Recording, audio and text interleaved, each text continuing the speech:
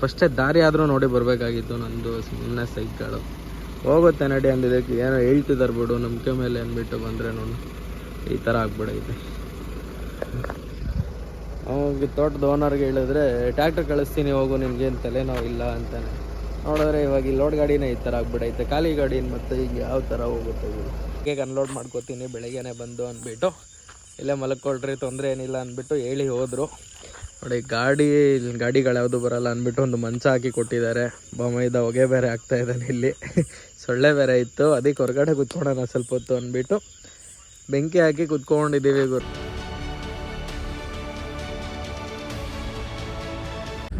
First point ಬರೀ 2,000 ಗಿಡ ಇಳಿಸ್ಬೇಕಾಗಿತ್ತು. ಒಂದು 80 ಕ್ರೇಟಲ್ಲಿ ಇಳಿಸ್ಕೊಂಡು ಇವಾಗ 2ನೇ ಪಾಯಿಂಟ್ಗೆ ಹೋಗ್ತಾ ಇದ್ದೀವಿ. ಅಲ್ಲಿ ಮುಗಿಸ್ಕೊಂಡು ಇವರು 2ನೇ ಪಾಯಿಂಟ್ ಹತ್ರ ಆಗೋಗ್ಲೇ ಸ್ವಲ್ಪ ಬೇಗನೆ ಅಲ್ಲಿ ಮುಗೀತು. ಇಲ್ಲಿಗೆ ಬರೋಣ ಅಂತಂದರೆ ಅವರು ಲೇಬರ್ಸ್ ಇಲ್ಲ ಖಾಲಿ ಮಾಡ್ಕೊಳ್ಳೋಕ್ಕೆ. ಒಂದು 3 ಗಂಟೆ ಹಂಗೆ ಬರ್ರಿ ಅವಾಗ ಹೇಳ್ತೀನಿ ಅಂತಂದರು. ನಾವು ಅಲ್ಲೆಲ್ಲೋ ಒಂದು ಹತ್ರ ರೋಡಲ್ಲಿ ಹಾಕ್ಕೊಂಡು ಊಟ ಪಾರ್ಸಲ್ ತೊಗೊಂಡು ಊಟ ತಿನ್ಕೊಂಡು ಗಾಡಿಯೆಲ್ಲ ಟೈಮ್ ಪಾಸ್ ಮಾಡ್ಕೊಂಡಿದ್ವಿ. ಇವಾಗ ಫೋನ್ ಮಾಡಿದ್ರು, ಒಂದು ಲೊಕೇಶನ್ ಹೇಳಿದ್ರು. ಆ ಲೊಕೇಶನ್ ನೋಡಿದ್ರೆ ಗುರು ಯಾವ ಥರ ಇದೆ ಅಂದರೆ ಇದು ರೋಡ್ ನೋಡಿ ಗುರು, ಯಾವುದೋ ಒಂದು ಹಳ್ಳಿ ರೋಡು, ಫುಲ್ಲು ಚಿಕ್ಕದಾಗಿದೆ. ಇವಾಗಾದರೂ ಪರವಾಗಿಲ್ಲ, ಹಿಂದೆ ಫುಲ್ಲು ಹಳ್ಳಗಳು, ಮಳೆ ಬಿದ್ದರೆ ಹಳ್ಳ ಎಲ್ಲ ಇದೆ ಅಂತಲೇ ಗೊತ್ತಾಗಲ್ಲ, ಆ ಥರ ಹಳ್ಳಗಳಿತ್ತು. ಊರು ಒಳಗಡೆ ಬರ್ರಿ, ಇಲ್ಲೇ ಮೇನ್ ರೋಡಲ್ಲೇ ಇದ್ದೀವಿ ಅಂತ ಅಂದರು. ಹೋಗ್ತಾ ಇದ್ದೀವಿ. ನಮ್ಮ ಅದೃಷ್ಟ ಏನಂತಂದರೆ ಗುರು 2 ಪಾಯಿಂಟ್ ಕೊಟ್ಟಿರೋದು. ಅಲ್ಲಿ ಒಂದು 11,500 ಗಿಡನೇ ಅನ್ಲೋಡ್ ಆಗಿರೋದು. ಅದರಲ್ಲಿ 2,000 ಅನ್ಲೋಡ್ ಆಗೋಯಿತು. ಇನ್ನು 9,500 ಗಿಡ ಇದೆ. ಅದು ಒಂದೇ ಹತ್ರ ಖಾಲಿ ಮಾಡ್ಕೋತೀನಿ ಅಂತ ಹೇಳಿದ್ದಾರೆ. ಎಷ್ಟು ಹತ್ರ ಖಾಲಿ ಮಾಡ್ಕೋತಾರೆ ಅಂತ ಗೊತ್ತಿಲ್ಲ. ನೋಡೋಣ ಬನ್ನಿ, ಎಲ್ಲಿ ಖಾಲಿ ಮಾಡ್ಕೊತಾರೆ, ಏನು ಮಾಡ್ತಾರೆ ಅಂತ. ಗುರು ಇದ್ಯಾವುದೋ ರೋಡಲ್ಲಿ ಮಳೆ ಬಿದ್ದಿದೆ, ಏನೂ ಆಗಲ್ಲ, ಹೋಗುತ್ತೆ ಬಾ ಅಂದ್ಬಿಟ್ಟು ಕರ್ಕೊಂಬಂದ್ಬಿಟ್ರು. ನೋಡಿದ್ರೆ ಗಾಡಿ ರೋಲ್ ಹೊಡ್ಕೊಂಡು ಕುತ್ಕೊಂಡ್ಬಿಟ್ಟೈತೆ ಗುರು. ಇಷ್ಟೊತ್ತು ಇದ್ದವರು ಜೊತೆಯಲ್ಲಿ ಒಂದು 2-3 ಇದ್ದರು. ನೋಡಿದ್ರೆ ಇಲ್ಲಿ ಮುಂದೆ ಬಾರು ಹೋಗುತ್ತೆ ಅಂದ್ಬಿಟ್ಟು ಈ ದಾರಿಯಲ್ಲಿ ಹೋಗೋಣ ಅಂದ್ಬಿಟ್ಟು ಇಲ್ಲಿ ಲೆಫ್ಟ್ ಹೊಡೆದೆ. ನೋಡಿದ್ರೆ ಗಾಡಿ ಇಲ್ಲೇ ರೋಲ್ ಹೊಡ್ಕೊಂಡು ಕುತ್ಕೊಂಡ್ಬಿಟ್ಟೈತೆ. ಯಾರೂ ಇಲ್ಲ, ಅವ್ರ ಪಾಡ್ಗೆ ಅವ್ರು ಹೊಟ್ಟೋಗ್ಬಿಟ್ಟವ್ರೆ. ಎಂಥ ತಲೆನೋವು. ನಾನು ಫಸ್ಟೇ ದಾರಿ ಆದರೂ ನೋಡಿ ಬರಬೇಕಾಗಿತ್ತು. ನಂದು ಸುಮ್ಮನೆ ಸೈಕಳು ಹೋಗುತ್ತೆ ನಡಿ ಅಂದಿದ್ದಕ್ಕೆ ಏನೋ ಹೇಳ್ತಿದ್ದಾರೆ ಬಿಡು ನಂಬಿಕೆ ಮೇಲೆ ಅಂದ್ಬಿಟ್ಟು ಬಂದರೆ ನೋಡಿ ಈ ಥರ ಆಗ್ಬಿಡೈತೆ. ಅವಾಗ ತೋಟದ ಓನರ್ಗೆ ಹೇಳಿದ್ರೆ ಟ್ಯಾಕ್ಟ್ರ್ ಕಳಿಸ್ತೀನಿ ಹೋಗು, ನಿನ್ಗೇನು ತಲೆನೋವು ಇಲ್ಲ ಅಂತಾನೆ. ನೋಡಿದ್ರೆ ಇವಾಗ ಈ ಲೋಡ್ ಗಾಡಿನೇ ಈ ಥರ ಆಗ್ಬಿಡೈತೆ. ಖಾಲಿ ಗಾಡಿ ಮತ್ತೆ ಈಗ ಯಾವ ಥರ ಹೋಗುತ್ತೆ ಇವರು. ದೊಡ್ಡ ತಲೆನೋವು ಆಗ್ಬಿಡೈತೆ. ಎಷ್ಟು ಇಳಿತಾ ಇದೆ ಅಂದರೆ ನೋಡಿ, ವೀಲ್ಗಳೇ ಕುತ್ಕೊಂತವೆ ಮುಂದೆ. ಫುಲ್ಲು ರೋಲ್ ಹೊಡಿತಾ ಐತೆ ವೀಲ್ ಆದರೆ.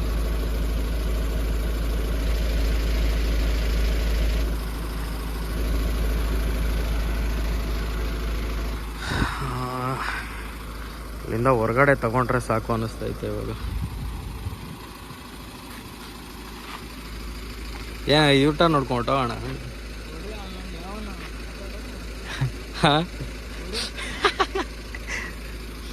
ಎಂಥ ಸೈಕ್ ನೋಡು. ಬಂದವ್ ನನ್ನ ಮಕ್ಕಳು ನೋಡು, ಅವನು ಬರೋದಾದ್ರೂ ಬೇಡ ಇಲ್ಲಿಗೆ.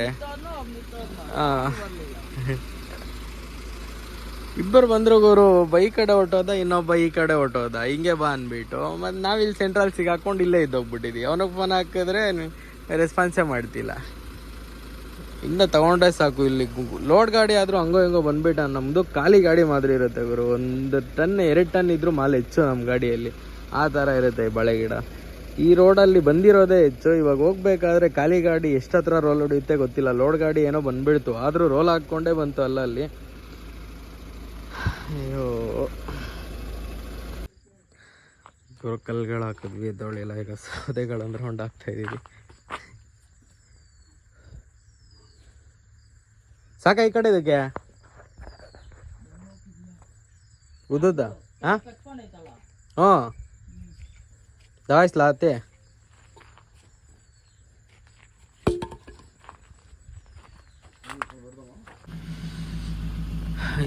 ಗುರು ಮತ್ತೆ ರೋಲ್ ಆಗ್ತೈತೆ. ಸೌದೆಗಳು ನೀಟಾಗಿ ಹಾಕಿದ್ರೆ ಏನಾದರೂ ಎದ್ದೊಳುತ್ತೇನೋ ಅಂದ್ಬಿಟ್ಟು ಆ ಕಡೆ ಈ ಕಡೆ ವೀಲ್ಗಳ ಹತ್ರ ಎಲ್ಲ ಸೌದೆಗಳು ಹಾಕಿಸ್ತಾ ಇದ್ದೀನಿ. ಏನಾದರೂ ಆದರೆ ಪಾಸ್ ಆದರೆ ನೋಡ್ಗುರು. ಈ ಥರ ಹೆಂಗಿದೆ ಅಂದರೆ ಇದು ಒಳ್ಳೆ ಕಾಡು ಇದ್ದಂಗಿದೆ. ಇದ್ರಲ್ಲಿ ಹೋಗ್ಬೇಕು. ಗಾಡಿ ಎಲ್ಲ ಕ್ರ್ಯಾಚಸ್ ಬಿದ್ದೋಗ್ಬಿಡುತ್ತೆ. ಅಯ್ಯೋ ಇನ್ನೊಂದಲ್ಲ ಗುರು.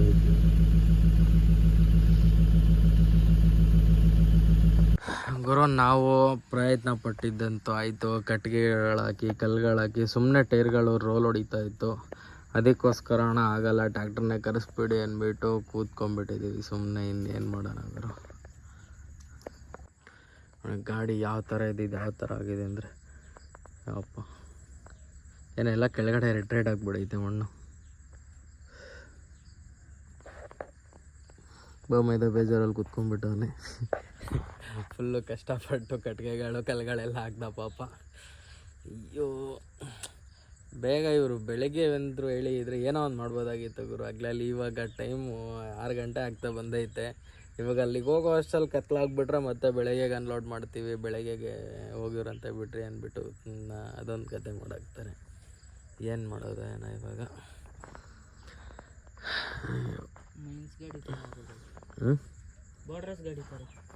ಕೊರೆ ಎಲ್ಲೋಡೋ ಗಾಡಿ ಥರನೇ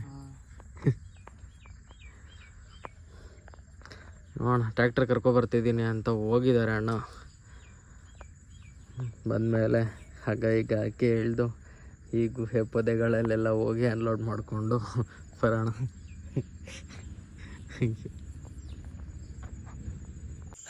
ಗುರು ಟ್ರ್ಯಾಕ್ಟರ್ ಬಂದು ಇಲ್ಲಿ ಅವರ ತೋಟ ಹತ್ರಕ್ಕೆ ಇಳ್ಕೊಂಡು ಬಂದರು. ಈಗ ಅನ್ಲೋಡ್ ಆಗಲ್ಲ, ಬೆಳಿಗ್ಗೆಗೆ ಅನ್ಲೋಡು ಅಂದ್ಬಿಟ್ಟು ನೋಡಿ ಇಲ್ಲಿ ಒಂದು ಹತ್ರ ಬಿಟ್ಟು ನಮಗೆ ಊಟ ತಂದ್ಕೊಡ್ತೀನಿ, ಇಲ್ಲೇ ಇರ್ರಿ, ಇನ್ನು ಬೆಳಗ್ಗೆಗೆ ಅನ್ಲೋಡ್ ಮಾಡ್ಕೋತೀನಿ ಬೆಳಗ್ಗೆನೇ ಬಂದು ಅಂದ್ಬಿಟ್ಟು ಇಲ್ಲೇ ಮಲ್ಕೊಳ್ರಿ, ತೊಂದರೆ ಏನಿಲ್ಲ ಅಂದ್ಬಿಟ್ಟು ಹೇಳಿ ಹೋದರು. ನೋಡಿ ಗಾಡಿಗಳ್ಯಾವುದು ಬರಲ್ಲ ಅಂದ್ಬಿಟ್ಟು ಒಂದು ಮಂಚ ಹಾಕಿ ಕೊಟ್ಟಿದ್ದಾರೆ. ಬಾಮೈದ ಹೊಗೆ ಬೇರೆ ಆಗ್ತಾ ಇದ್ದಾನೆ ಇಲ್ಲಿ, ಸೊಳ್ಳೆ ಬೇರೆ ಇತ್ತು. ಅದಕ್ಕೆ ಹೊರಗಡೆ ಕುತ್ಕೊಳ್ಳೋಣ ಸ್ವಲ್ಪ ಹೊತ್ತು ಅಂದ್ಬಿಟ್ಟು ಬೆಂಕಿ ಹಾಕಿ ಕುತ್ಕೊಂಡಿದ್ದೀವಿ ಗುರು. ಏನು ಮಾಡೋಕ್ಕಾಗಲ್ಲ. ಬೆಳಿಗ್ಗೆಗೆ ಅನ್ಲೋಡು. ಅಲ್ಲಿ ಗಾಡಿ ಒಂದು ಸ್ವಲ್ಪ ಪ್ರಾಬ್ಲಮ್ ಆಗಿಲ್ಲ ಅಂದಿದ್ರೆ ಇಷ್ಟೊತ್ತಿಗೆ ಅನ್ಲೋಡ್ ಮುಗಿಸ್ಕೊಂಡು ನಾನು ಇಲ್ಲಿಂದ ಮತ್ತೆ ಆರೆಂಜ್ ಲೋಡ್ಗೆ ಹೋಗ್ಬಿಡೋಣ ಅಂದ್ಕೊಂಡಿದ್ದೆ. ಏನೋ ಮಾಡೋದಕ್ಕಾಗಲ್ಲ, ಎಲ್ಲ ಟೈಮು. ಬೆಳಿಗ್ಗೆಗೆ ಅನ್ಲೋಡ್ ಬೇಗ ಆದರೆ ಆರಾಮಾಗಿ ನಾಳೆ ಸಂಜೆ ಅಷ್ಟರಲ್ಲಿ ಹೊರಟೋಗ್ಬಿಡೋದಷ್ಟೇ. ಲೋಡಿಂಗ್ ಏನಾಗಿದೆ ಅಂದರೆ ಲೋಡಿಂಗ್ ಏನಾಗುತ್ತೆ ಅಂತ ಕೇಳಿಕೊಂಡು ಸದ್ಯಕ್ಕೆ ತಿನ್ಬಿಟ್ಟು ಮಲಿಕೊಳ್ಳೋಣ. ಊಟ ಏನು ತಂದು ಕೊಡ್ತಾರೆ ಅಂತ ಗೊತ್ತಿಲ್ಲ, ಏನಾದ್ರು ತಂದು ಕೊಡ್ತೀನಿ ಅಂತ ಹೋದರು. ನಾವು ಅಲ್ಲಿವರೆಗೂ ಏನು ಮಾಡೋದು ಅಂದ್ಬಿಟ್ಟು ಬೆಂಕಿ ಕಾಯಿಸ್ಕೊಂಡು ಕುತ್ಕೊಂಡಿದ್ದೀವಿ. ಚಳಿ ಸಖತ್ತಾಗಿದೆ ಗುರು, ಚಳಿ ಆಯ್ತೈತೆ ಆಗಲೇ, ತಂಪಾಗಿದೆ ವಾತಾವರಣ. Hello guys, good morning. ರಾತ್ರಿ ಅವರು ಬೆಳಗ್ಗೆ 7 ಗಂಟೆಗೆ ಬರ್ತೀನಿ ಅಂತ ಬೆಳಗ್ಗೆ ಒಂದು 8 ಗಂಟೆ 9 ಗಂಟೆಗೆ ಬಂದರು.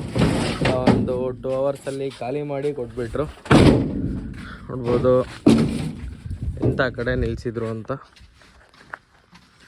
ಇಲ್ಲ ನೋಡಿ, ಇಲ್ಲೇ ಮರದ ಕೆಳಗಡೆ ಎಲ್ಲ ಖಾಲಿ ಮಾಡಿ ಖಾಲಿ ಕ್ರೇಟು ಕೊಡ್ತಿದ್ದಾರೆ ಗುರು. ಖಾಲಿ ಕ್ರೇಟು ಹಾಕ್ತಿದ್ದೀವಿ ಇವಾಗ.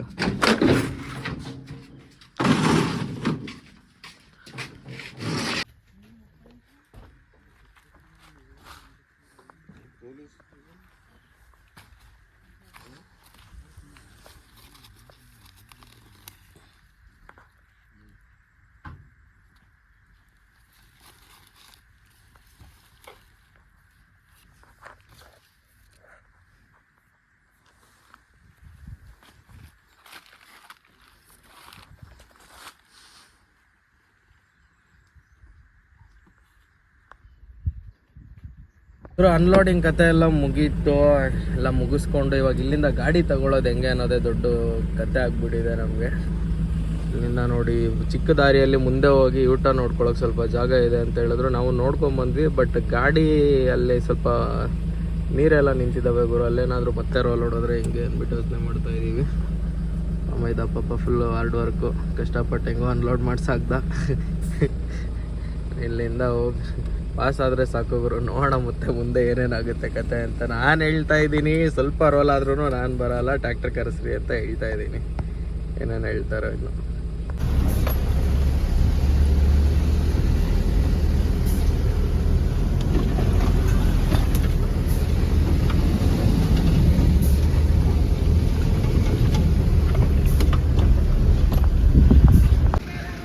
ಗುರು ಅಲ್ಲಿಂದ ಮೈನ್ ರೋಡ್ಗೆ ಹೆಂಗೆಂಗೋ ತೊಗೊಂಬಂದ್ಬಿಟ್ವಿ. ಟೈರ್ಗಳು ನೋಡಿ ಯಾವ ಥರ ಆಗಿದೆ ಅಂದರೆ ಅಪ್ಪ, ಬ್ಯಾಕ್ ವೀಲು ಫ್ರಂಟ್ ವೀಲು, ಗಿಡಗಳು ಪೊದೆಗಳಲ್ಲಿ ನಿಂತಂಗೆ ಬಂದಾಗಿತ್ತು ಗುರು. ಗಾಡಿ ಎಷ್ಟು ಕ್ರ್ಯಾಚಸ್ ಆಗಿಬಿಟ್ಟಿರುತ್ತೋ ಏನು ಕತೆ, ಏನೋ ಮಾಡೋದಕ್ಕಾಗಲ್ಲ. ನಾವು ರೋಡು ನೋಡದೆ ಹೋಗ್ಬಿಟ್ವಿ, ಬರಲೇಬೇಕಾಗಿತ್ತು. ಇವಾಗ ಇಲ್ಲಿಂದ ಫಸ್ಟು ಪಾಸ್ ಗುರು. ಬೆಳಗ್ಗೆಯಿಂದ ಟಿಫನ್ನು ಮಾಡಿಲ್ಲ, ತಿನ್ಕೊಡೋಣ. ಸೊ ಅಲ್ಲಿಂದ ಡೈರೆಕ್ಟು ಬೀದರ್ ಬಂದ್ವಿ. ಬೀದರಿಂದ ನಾಂದೇಡ್ ಕಡೆಗೆ ಹೋಗೋಣ ಅಂತ. ನಾವು ಹೋಗ್ತಾ ಇರೋದು ಒಂದು ಅಮರಾವತಿ ಕಡೆಗೆ ಗುರು. ಮತ್ತೆ ನಾವು ಕಿತ್ಲೆಹಣ್ಣಲ್ಲಿ ಲೋಡ್ಗೆ ಹೋಗ್ತಾ ಇದ್ದೀವಿ. ಸಂಗಾರೆಡ್ಡಿ ಹೋಗಿ ಅಲ್ಲಿಂದ ನಾಂದೇಡ್ ಹೋಗೋಣ ಅಂದ್ಕೊಂಡ್ವಿ, ಬಟ್ ಲಾಂಗ್ ಆಗುತ್ತೆ. ಹಿಂಗೆ ಹತ್ರ ಹಿಂಗೆ ಹೋಗು ಅಂತ ಅಂದರು ನಮ್ಮ ಓನರು. ಅದಕ್ಕೋಸ್ಕರ ಬೀದರ್ ಬಂದು ಬೀದರ್ನ ಔಟ್ ರೋಡಲ್ಲಿ ಪಾಸ್ ಆಗಿ ಇವಾಗ ಇಲ್ಲಿ ರೈಟ್ ಹೊಡ್ಕೊಂಡ್ರೆ ಡೈರೆಕ್ಟ್ ನಾಂದೇಡ್ ರೋಡ್ ಕೊಟ್ಟೋಗ್ತೀವಿ. ನಾಂದೇಡ್ಗೆ ಹೋಗೋ ಅಷ್ಟರಲ್ಲಿ ಸಂಜೆ ಆಗ್ಬಿಡುತ್ತೆ ಈ ರೋಡ್ಗಳಲ್ಲಿ.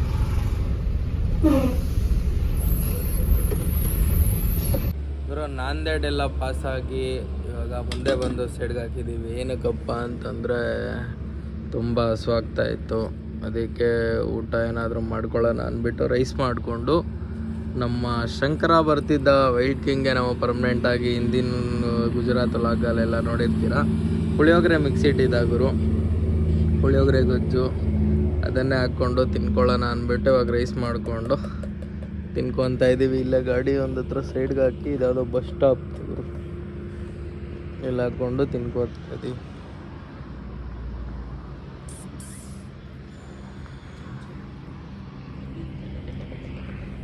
ನಮಗೆ ಲೋಡಿಂಗು ಕನ್ಫರ್ಮ್ ಆಯಿತು. ಲಾಸ್ಟ್ ಟೈಮು ಸೊನಾಲಾಗಿ ಹೋಗಿ ರಿಟರ್ನ್ ಬಂದುಬಿಟ್ಟಿದ್ವಲ್ಲ, ಅಲ್ಲೇ ಲೋಡಿಂಗ್ ಹೋಗೋರು. ಅದಕ್ಕೋಸ್ಕರ ಇವಾಗೂ ಲೋಡಿಂಗ್ ಅಲ್ಲೇ ಹೇಳಿದ್ದಾರೆ. ಬೆಳಗ್ಗೆ ಅಷ್ಟಲ್ಲಿ ಹೋಗು ಪಾರ್ಟಿ ನಂಬರ್ ಕೊಡ್ತೀನಿ ಅಂದ್ಬಿಟ್ಟು ಟ್ರಾನ್ಸ್ಪೋರ್ಟರ್ ಹೇಳಿದ್ರು. ಇನ್ನೂ ಇಲ್ಲಿಂದ 100 ಕಿಲೋಮೀಟರ್ ಇದೆ, ಇನ್ನೂ ಒಂದು 2 ಅವರ್ ಜರ್ನಿ ಆಗುತ್ತೆ. ಬೆಳಗ್ಗೆಯಿಂದ ಓಡಿಸಿ ಬೇರೆ ನಾನ್ ಸ್ಟಾಪ್ ಮೈಕೈ ನೋವು ಬಂದುಬಿಟ್ಟಿತ್ತು. ಸ್ವಲ್ಪ ಸೈಡ್ಗೆ ಹಾಕೋಣ ಅಂದ್ಬಿಟ್ಟು ಹಂಗೆ ಮಾಡ್ಕೊಂಡು ತಿನ್ಕೊಳ್ಳೋಣ ಅಂದ್ಬಿಟ್ಟು ಸೈಡ್ಗೆ ಹಾಕಿದ್ದೀವಿ. ಮಾಮೈದ ಓಡಿಸ್ತಾನೆ, ಓಡ್ಸೋಕ್ಕೇನಿಲ್ಲ, ಇನ್ನು ಬಿಗಿನರು ಹೇಳ್ಕೊಡ್ಬೇಕು. ಅದಕ್ಕೋಸ್ಕರ ಎಲ್ಲರೂ ಖಾಲಿ ರೋಡು ಅಲ್ಲಿ ಇಲ್ಲಿ ಕೊಡೋಣ ಅಂದ್ಬಿಟ್ಟು ಕೊಡ್ತೀನಿ. ಟ್ರಿಪ್ ಹೋಗೋ ಅಷ್ಟಲ್ಲಿ ಒಂದು ರೌಂಡು. ಇವಾಗ ಫಸ್ಟು ತಿನ್ನೋಣ. ಗಾಡಿಯಲ್ಲಿ ಪಾಪ ಪುಣ್ಯಾತ್ಮ ಪುಳಿಯೋಗರೆ ಗೊಜ್ಜಿಟ್ಟಿರೋದ್ರಿಂದ ಹೆಂಗೋ ಮಿಕ್ಸರ್ ತೊಗೊಂಡಿದ್ವಿ ತಿನ್ಕೊಳ್ಳೋಣ ಅಂದ್ಬಿಟ್ಟು ಅದನ್ನು ಸೈಡಿಷ್ಟಾಗಿ ಇಟ್ಕೊಂಡು ಇವಾಗ ಊಟ ಮಾಡ್ತಾಯಿದ್ದೀವಿ ಗುರು. ಚೆನ್ನಾಗಿದೆ.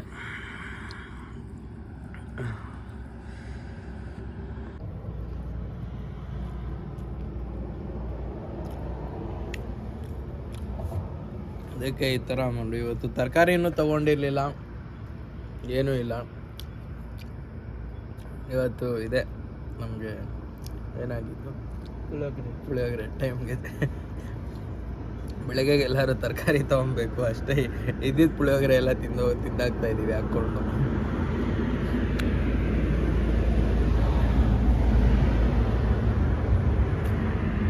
ಸಖತ್ತಾಗಿದೆ ಮಾತ್ರ. ಯಾರು ಮಾಡಿಕೊಟ್ಟಿದ್ರು ಪಾಪ ನಮ್ಮ ಶಂಕರಂಗೆ, ಅವನಿಗೆ ತಿನ್ನೋ ಅದೃಷ್ಟ ಎಲ್ಲ ನಾವು ತಿಂದುಬಿಡ್ತಾ ಇದ್ದೀವಿ.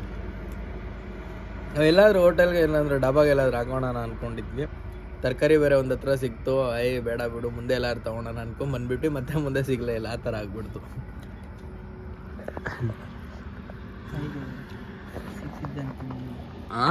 ಕೈ ಸಿಕ್ಕಿದ್ದಂತ ಹಂಗೆ ಹೆಂಗೈತೆ ಹೋಗ್ಲಿ ಪುಳಿಯೋಗರೆ ಚೆನ್ನಾಗೈತೆ.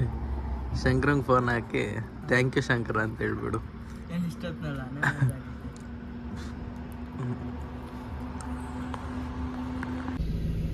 ಊಟ ಎಲ್ಲ ಮುಗಿಸ್ಕೊಂಡು ಈಗ ತಾನೇ ಎಲ್ಲ ಎತ್ತಿ ಟೂಲ್ಸ್ ಬಾಕ್ಸಲ್ಲಿ ಹಾಕ್ಕೊಂಡು ತೊಳೆದು ಎಲ್ಲ ಇಲ್ಲಿಂದ ಬಿಡ್ತಾ ಇದ್ದೀವಿ ಗುರು. ಇಲ್ಲಿಂದ ಕರೆಕ್ಟಾಗಿ 104 ಕಿಲೋಮೀಟರ್ ಇದೆ. 1 ಗಂಟೆ 2 ಗಂಟೆ ಆಗುತ್ತೆ ಹೋಗೋ ಅಷ್ಟರಲ್ಲಿ. 1.5 ಅವರ್ ಜರ್ನಿ ತೋರಿಸ್ತಾ ಇದೆ ಲೊಕೇಶನಲ್ಲಿ. 2 ಗಂಟೆವರೆಗೂ ನಾನ್ ಸ್ಟಾಪ್ ಹೋಗ್ಬೇಕು. ಹೋಗಿ ಅಲ್ಲಿ ಒಂದು ಕಾಟ ಬರುತ್ತೆ ಗುರು, ಅಲ್ಲಿ ಹಾಕ್ಕೊಂಡು ಮಲ್ಲಿಕೊಳ್ರಿ. ಬೆಳಗ್ಗೆ ಅಷ್ಟಲ್ಲಿ ಪಾರ್ಟಿ ನಂಬರ್ ಕೊಡ್ತೀನಿ, ಲೋಡಿಂಗ್ ಬೆಳಗ್ಗೆಗಾಗತ್ತೆ ಅಂತ ಹೇಳಿದ್ದಾರೆ. ಅಲ್ಲಿವರೆಗೂ ನಾನ್ ಸ್ಟಾಪ್ ಹೋಗಿ ಅಲ್ಲೇ ಮಲ್ಕೊಂಬಿಡೋಣ ಅಂದ್ಬಿಟ್ಟು ನಾನು ಹೋಗ್ತಾ ಇದ್ದೀನಿ.